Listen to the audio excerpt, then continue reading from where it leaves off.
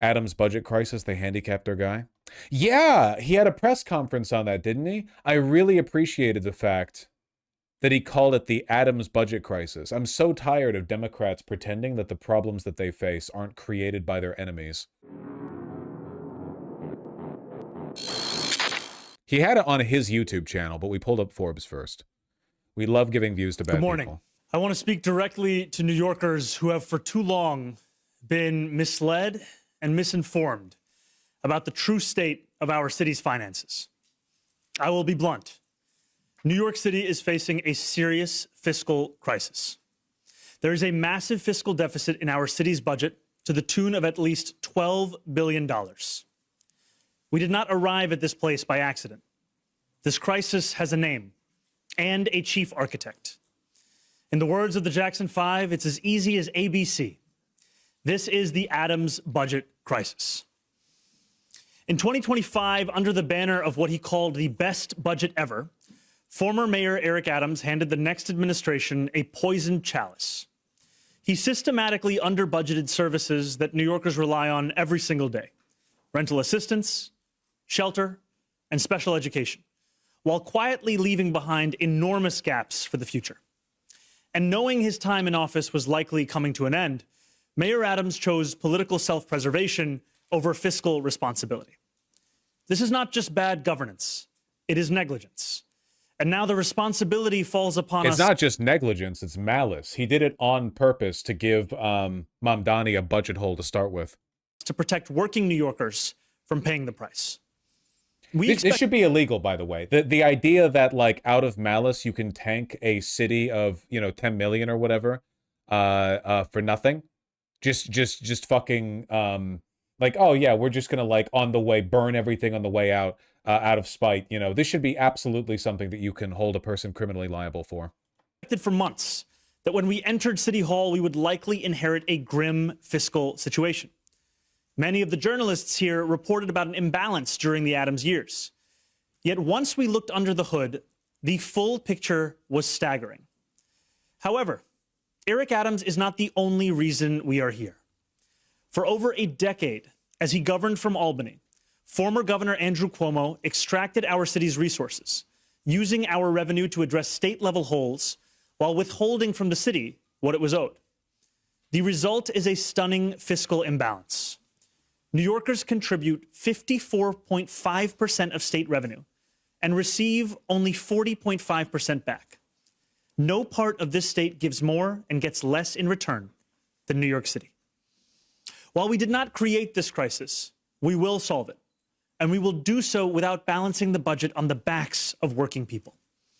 Now, I want to walk New Yorkers through the nuances of this crisis that we must contend with.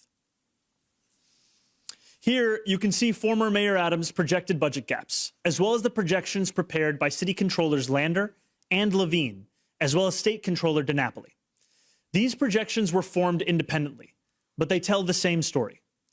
We are still reviewing the city's fiscal health ourselves, but our early analysis is in line with their findings. And the story that those findings tell is clear. The Adams administration dramatically and intentionally understated the problem. The budget gaps are twice as high year after year.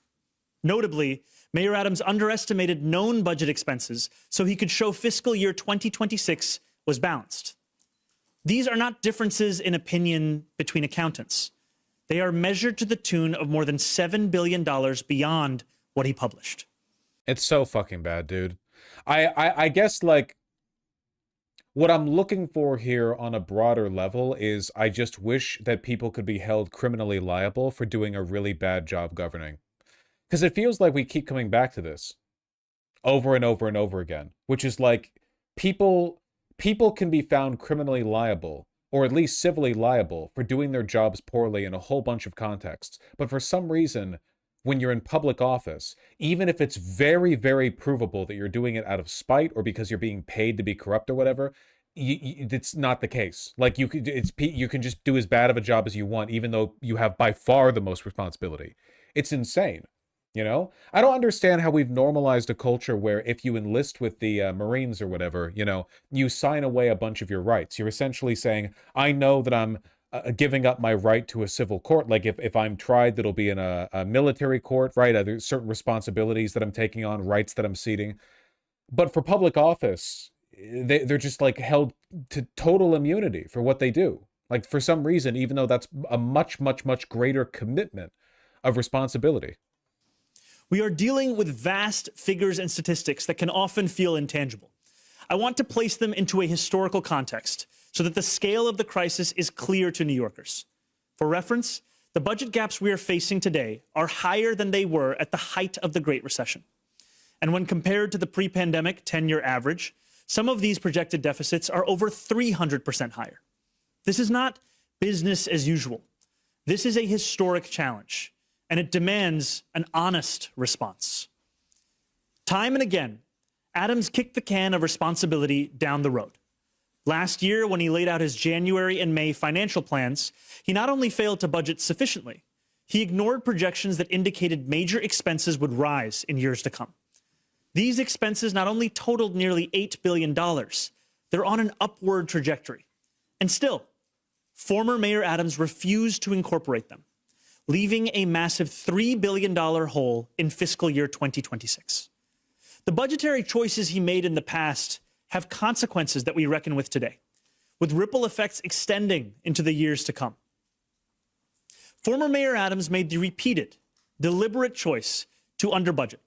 It was a pattern. He budgeted $860 million for cash assistance this fiscal year, but current estimates are $1.625 billion. I don't know how you get out of this hole without actually cutting NYPD funding. Like, unless you're raising taxes on a municipal level, I have no idea how you get out of this without like a serious cuts to city spending. Nearly double what he had accounted for. He budgeted $1.47 billion for shelter costs this fiscal year, but current estimates reflect an additional unaccounted for $500 million. He budgeted paltry fractions of what was actually required, undermining the city's ability to fulfill its promises. These are not optional services. They are critical responsibilities of city government. Let's talk about the state and city imbalance. In fiscal year 2022, New York City sent $68.8 billion in revenue to Albany and received $47.6 billion back. That is more than a gap. It is a $21.2 billion chasm, and it can no longer be sustained. It is measured in city schools that could have more teachers, parks that could have more staff, playgrounds that could be built across the 5 boroughs. That $21.2 billion gap occurred because over the decade Governor Cuomo was in office, the state saw our city as a place from which wealth could be extracted without recognizing the needs of that same place. New York City is the economic engine of this state. While we contribute the majority of state revenue growth, we do not receive the same proportion of state funds. This is actually an issue literally everywhere in the country, where cities produce the most wealth by far, and then a disproportionate amount of that wealth that gets sent to the state then gets distributed into these shithole suburban and rural communities that are really expensive to upkeep but produce very little money. Like, suburbs are very economically unproductive because the size of the properties and how spaced out everything is means you have to pay a huge amount for municipal services to cover a relatively small number of people. It's a problem everywhere. Every time this happened in LA, it happens in Washington. Every time I drive out of the city, and in the city, I see the state of disrepair, the bus stations, whatever. And then I drive out into some like suburban, exurban community or whatever, and they have brand new bus lines. And I'm like, how many people are even using these? You know, you can't, this is not a problem that you can fix by just dumping money into local services, you know? Are they justifying this? From fiscal year 2010 to fiscal year 2022, a period where Andrew Cuomo served as governor for almost the entire duration, state revenue grew by $48 billion. New York City alone generated 64% of that growth, or $31 billion.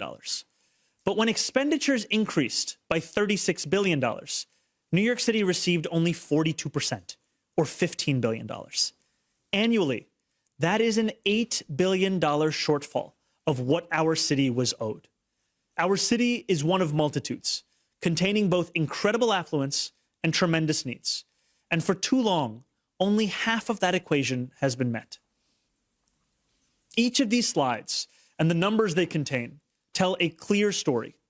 It is the story of a city that is economically powerful and central to the success of the entire state, if not the entire country. And it is the story of a city that has been failed by its leaders of the past. Together, let us tell a new story. As we approach the preliminary budget, City Hall will do what the law requires. We will deliver a balanced budget over 2 fiscal years. We will also do, however, what former Mayor Adams never did. We will be clear and direct about our needs with Albany. Working people did not cause this crisis, and they cannot be made the victims of its solution. In my inaugural address, I made a promise. I said that we would overcome every moment of adversity together, and we would meet every moment of fiscal challenge with ambition, not austerity. That promise stands. We will not shrink from this moment. We will not succumb to small ideas. We will meet this crisis with the bold solutions it demands. That means recalibrating the broken fiscal relationship between the state and the city. And it means that the time has come to tax the richest New Yorkers and most profitable corporations. This is the wealthiest city in the wealthiest country in the history of the world. And yet we have allowed 1 in 4 New Yorkers to live in poverty. It doesn't need to be that way. We will remain in constant conversation with Governor Hochul and legislative leaders, and we will do something that too many New Yorkers have learned not to expect from City Hall. I think in the long run, the success of this program or of this effort, this push from him is going to come down to how well he can turn it into a bumper sticker issue. There's probably going to be pushback from Albany or from other parts of the state who think that New York City gets enough, right? Like they think that, oh, why would more state money go to New York City? They already have everything. When, you know, they're the ones who generate the wealth. They should get everything, right? Like, it's not fair that New York City has to subsidize all of the, you know, exurban and suburban shitholes around them, you know, all along Island or whatever. It's just not fair. And it's not sustainable. People should live in cities. Cities are beacons of civilization. Cities are the social and infrastructural model that allows for modernity. You can't have modernity if you want to go live out in the sticks. If you want to go live out in the sticks on your own, then fine, but you have to leave modernity at the door. You're not getting sewage. You're not getting water. You're not getting power. You're not getting paved roads. If you want to go live rural-like, then go live rural-like, but stop stealing money from people who are willing to live in cities so that you can, you know, enjoy the amenities that are meant for people in cities. Well, they can have power at least. We will be honest, transparent, and we will communicate the decisions we're making and why we're making them. We have inherited a crisis from the past, New York, but it need not define our future. From this moment of hardship and chart a new course for our city. It will be difficult, but anything worth doing always is. Thank you. What the fuck are you talking about? A city's budget doesn't need to balance? Yes, it does. Cities don't have a Fed. They can't print more money. If a city is in debt, they're in debt. Like they literally just can't pay. They don't have the money. They have to borrow. They're not a country. I think small towns and rural areas need water, power, sewage, etc. Come on. If you want to, look up Strong Towns videos on how much of an economic hole suburbs are. I'm being real with this. Okay? If we, there is a finite amount of economic productivity in the world. And yes, we are not playing with a full deck because a bunch of it is being siphoned off so that the 0.001% can play financial games. I acknowledge that. But in terms of just man hours, sustaining certain levels of infrastructural development for people who choose to live in suburbs, exurbs, and rural areas is so much more expensive than maintaining it in like densely packed urban areas, you know? Small towns are fine, but like if you want to take a look here, you know what? Hold on 1 second. 1 second. Hold on. 1 second. Small towns. Fuck. Is it not just bikes that I'm thinking of? No. It's strong towns. Strong towns budget. Please, please, please let this have what I'm looking for. Show me the graph. Show me the graph. Show me the... Covers the rest of the the image to show that. The models made by Urban 3 show that a mixed-use business district carries the rest of the city. While someone on the outskirts may believe that they're paying their fair share in taxes and that they are the reason why their town is doing well, it's the mixed-use business district that covers the rest of the city's expenses. Look at that. If you're in a low-density residential, for the town they're analyzing here, this is the only place where the tax revenue that you get is not covered by the cost of the move your cam. Yeah, you're only missing one block here. This comparison shows the total taxable value of an area, the gas tank, if you will. You can see the Biltmore Estate, which is America's largest home, looks like the most productive place on the map. But if you adjust this for value per acre, you'll see that its massive footprint mitigates that value. The most productive places are in the center of town. If you look at this from a 3D view, it becomes even more clear. If a city is evaluating how to develop a piece of land, places are in the center of town. If you look at this from a 3D view, basically every town in America looks like this. Well, basically every town on Earth looks like this, but the problem with America is that it's very disproportionate. Like even more so here, like we have more of an issue with it. Where you have, so everything here that's yellow, more or less, is economically productive, you know? The problem is that you have like these dense urban cores that produce like huge amounts of wealth, right? Huge amounts of tax revenue, sales tax, whatever. Lots and lots and lots here in the center. Oh, we're effing? Uh-oh.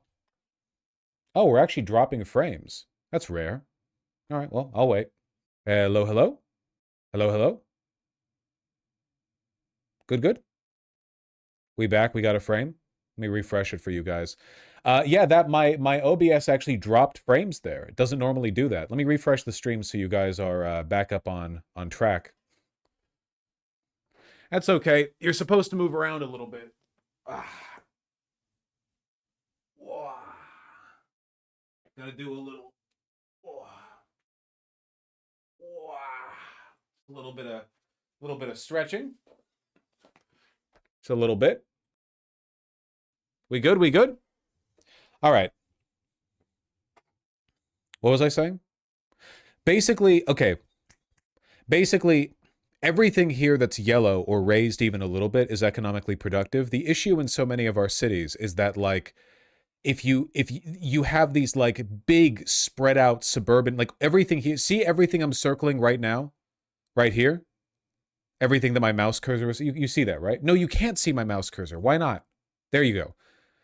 See my mouse cursor over here circling? Everything over here, those are roads. Everything over here, those are roads. These are roads. These are roads. These are all sprawling suburbs or exurbs.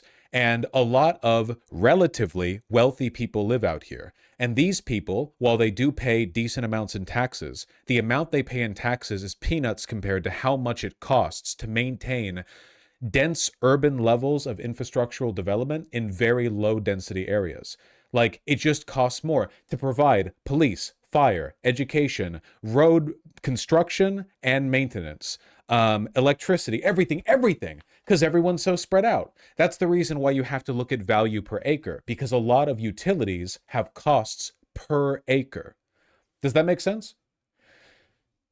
I just, like, what Mamdani is touching on here is like a broader issue with the way we design our cities, you know? It used to be that cities were a very, very dense core that had walls around them. Like, think of the way that a city worked in, like, Londinium, like in the Roman Empire, right? A city was like basically a fort with walls around it. And inside the city, it's very, very, very dense. And all of the infrastructure or the stuff that you can get within that city is limited to within those walls. As soon as you step outside those walls, right?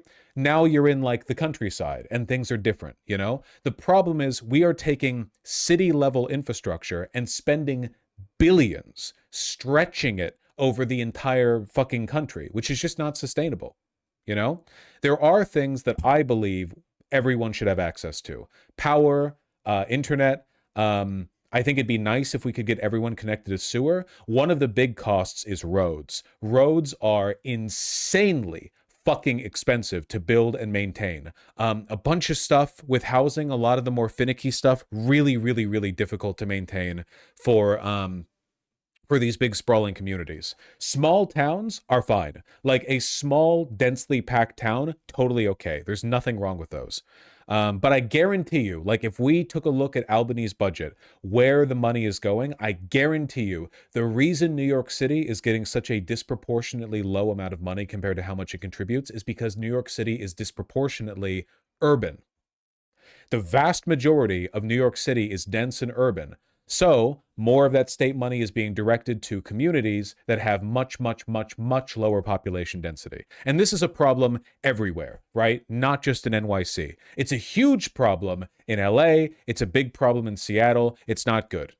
Another good way to fix this, by the way, like another good way to address this, I'm not saying everyone needs to live downtown. We need to go back to building new city cores.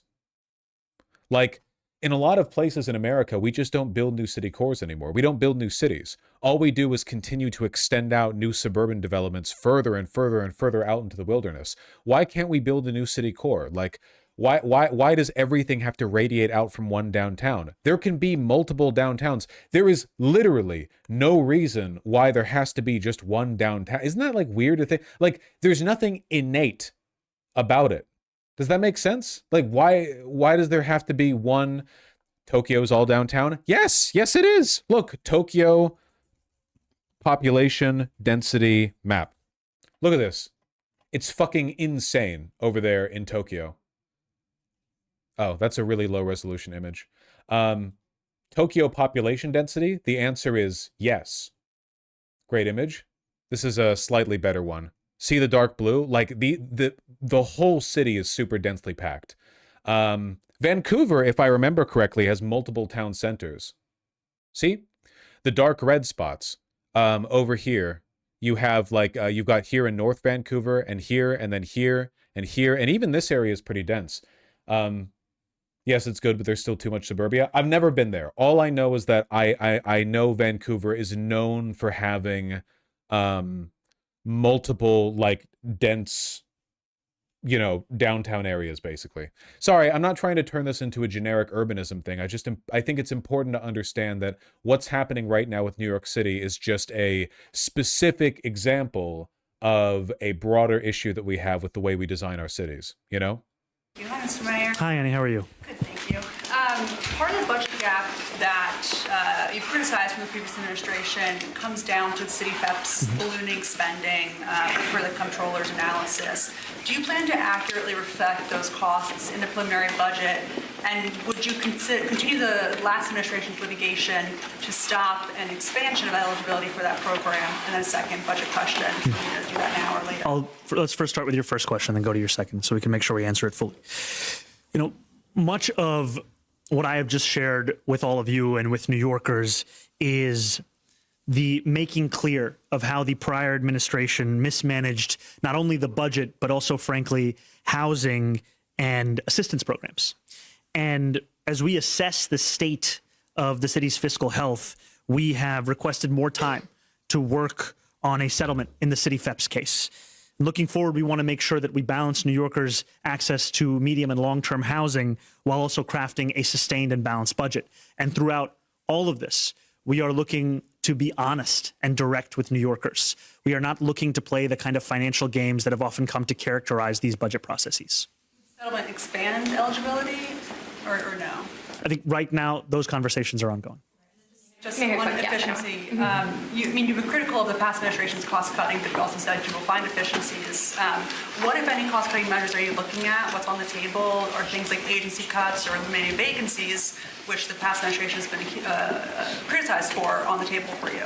I think there's a difference between pursuing savings and efficiencies and pursuing austerity. And we are going to pursue every single saving and efficiency that we can find. And we're also going to do so in a manner that does not come at the expense of working New Yorkers. When we are looking at such a clear and explicit picture of gross fiscal mismanagement, it is also clear that that extends to other expense decisions that were made. And so right now we are going through every single dollar that the city spends and ensuring that every single one of us on this stage would be able to defend that dollar. Because this is so refreshing. Yeah, it's so nice to be reminded that it is actually possible to do stuff with a government, you know? If good, intelligent, competent people get in. It's good to know it is actually possible to use the systems for good, which is why they didn't want him to win, obviously. Like, the powers that be want you to be disillusioned and apathetic and to believe that all politicians are equally incapable of doing anything, so you can just let them roll over you. If it cannot be defended, then it's not a dollar that should be spent. Thank you. Let's try to get to one question at a time, please, so we can get to as many as we can. Nick, go ahead. Hey, how's it going, Nick? I do too, sorry. Let's do one for now, just so everybody can get a little Fred. Thank you. You're describing this sort of fundamental relationship reset that you want between the city and the state. I imagine it would take more than just these 2 tax increases to achieve that. So, I mean, is there more that you're expecting to ask for in terms of long-term, resetting just beyond that? No, we are speaking about a fiscal crisis at the scale greater than the Great Recession. And so there will not be one single thing that can answer that crisis. It will require us to pursue every single avenue. That means looking inward into savings and efficiencies. That also means raising taxes on the wealthiest New Yorkers and the most profitable corporations. And it means recalibrating the relationship with the state. We are looking for what New York City is owed. And what we have found in almost the entire duration that former Governor Cuomo was at the helm in Albany was the shifting of that relationship into one that is stunning in its imbalance.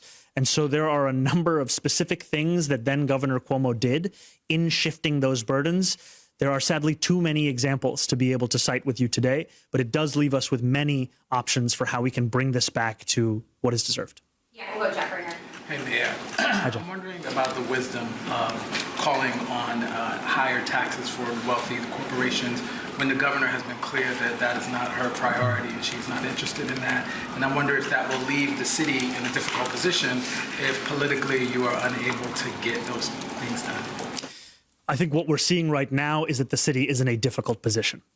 We are also seeing a moment where the gross fiscal mismanagement has left New Yorkers with a bill the likes of which we have not seen in many, many years. And we have seen in the politics of the past that in moments such as these, we ask those with the least to bear the greatest burden. And we know that here in the wealthiest city, in the wealthiest country in the history of the world, that we can not only put our city back on firmer financial footing, but also build a stronger city for everyone. Its wealthiest residents. We are going to deliver a preliminary budget on February 17th. And when we do... That is the exact information I was looking for. I can't believe that I scrubbed to the exact point in the video where he said that. I'm really interested in seeing what that budget looks like, because there is no way to compensate for this massive shortfall without some really, really interesting cuts. So I'm going to... I'm looking forward to that one. Very, very, very much looking forward to that one. Is it worth it for him to try to have Adams prosecuted? I don't really think that he could do that. And it wouldn't be worth it for him to try. I really want him to succeed. These shortfalls, are they because of corruption and fraud or mismanagement or something else? All of the above. Oh, nice, Vegabytes. Good follow-up interview. Yeah, sure, I'll take a peek. I am downtown at City Hall this morning, and joining me right now in an exclusive interview is New York City. And it's something that is attributable to gross fiscal mismanagement, to a refusal to actually budget honestly and be direct with New Yorkers. And that's what we're going to actually do today. Okay, so the big question is, assuming that that is the hole, how do you fix the hole? Well, I think the first way is you actually be honest about it. And the reason that that's important is what we saw in the last year from the mayoral administration was there was a recognition about the scale of this crisis, but instead of actually being direct with New Yorkers, it was trying to shift those costs out of view. We had cash assistance, for example, where we were budgeting only for about 50% of its cost on the books, keeping about 50% of its cost off the books. The second thing is about actually making the case for how we fix structural imbalances in this city. We're talking about a $12 billion deficit that is a result of not just the fiscal mismanagement, but also the decades-long effort of then Governor Cuomo to shift costs from the state to the city. So we need to change our relationship to the state. We also need to change our relationship to the wealthiest residents and most profitable corporations here in New York City. So let's speak to that, because that's something you run on, raising taxes on the wealthy in New York.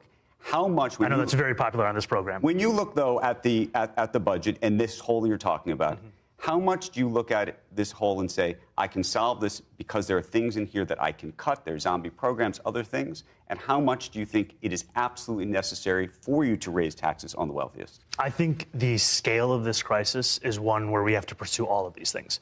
I have to show that this city government is not just serious about public goods, but also public excellence and public efficiency. And so we have to make sure every dollar that's being spent is actually being spent in a worthwhile way. I'll give you an example. The previous administration launched an AI chatbot that is basically unusable, cost the city close to $500,000, right? That's the kind of money that is going down the drain. At the same time, $12 billion of a fiscal deficit requires the kinds of increased revenue on the top 1% of New Yorkers who make $1 million a year or more, increasing their taxes by 2%. It also means that we look at the relationship between the city and the state, where New York City is the economic engine of the state, of the country.